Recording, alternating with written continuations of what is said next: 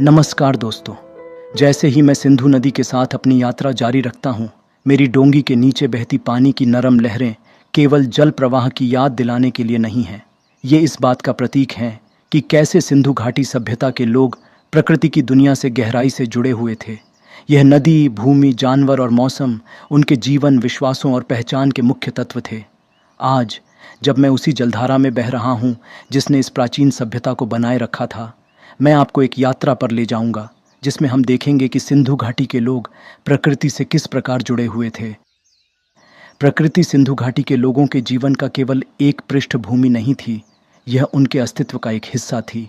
हड़प्पा, मोहनजोदड़ो और नदी किनारे बसे छोटे छोटे गांवों के लोग अपने चारों ओर की दुनिया के साथ तालमेल में रहते थे। उनके शहर अपनी उन्नत संरचना के साथ भूमि पर हावी होने के लिए नहीं, बल्कि उसके साथ सामंजस्य में बनाए गए थे। जिस प्रकार सिंधु नदी इन भूमि के माध्यम से बहती है, उसी प्रकार उनके जीवन भी पृथ्वी के प्राकृतिक चक्रों के साथ जुड़े हुए थे। जैसे ही मैं नदी के साथ आगे बढ़ता हूँ, मैं सोचता हूँ कि उन्होंने प्रकृति के साथ रहना, न कि उसके खिलाफ, कितनी कुशलता से सीखा होगा।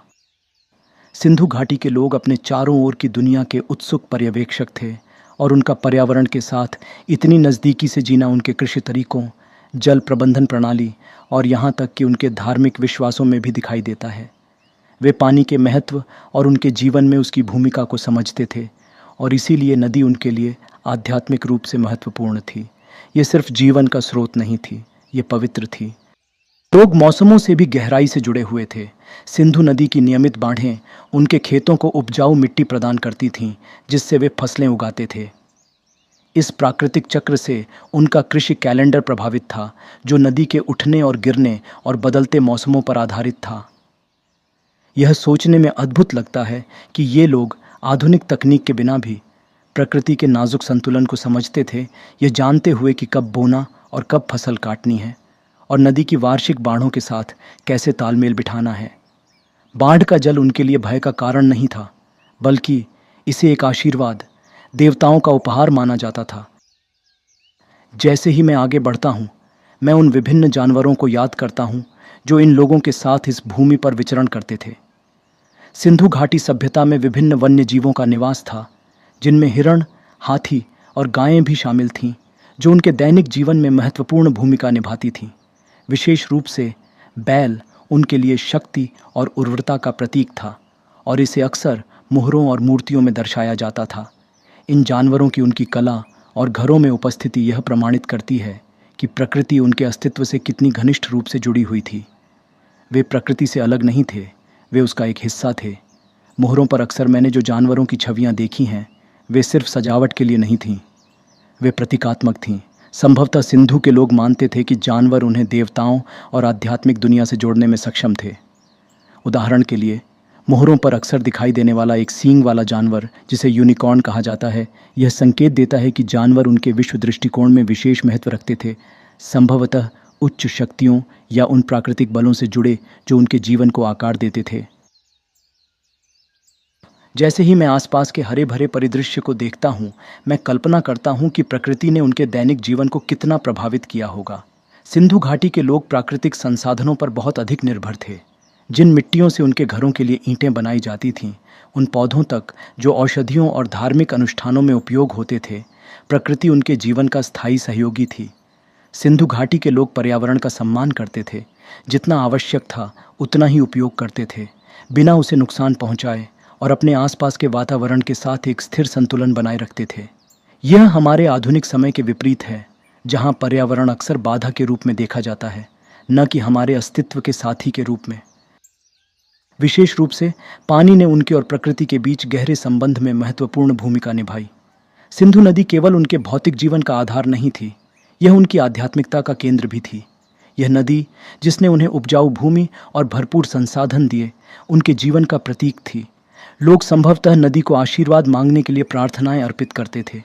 पानी को जीवन के स्रोत के रूप में उनका यह समझना मोहनजोदड़ो के महान स्नानागार जैसी जल प्रबंधन प्रणालियों में स्पष्ट दिखाई देता है।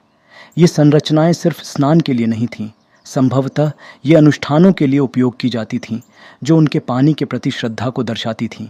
जैसे ही मैं इस नदी के साथ बहता रहता हूँ, मैं सोचता हूँ कि सिंधु घाटी के लोगों का प्रकृति से जुड़ाव अभी भी इस परिदृश्य में जीवित है।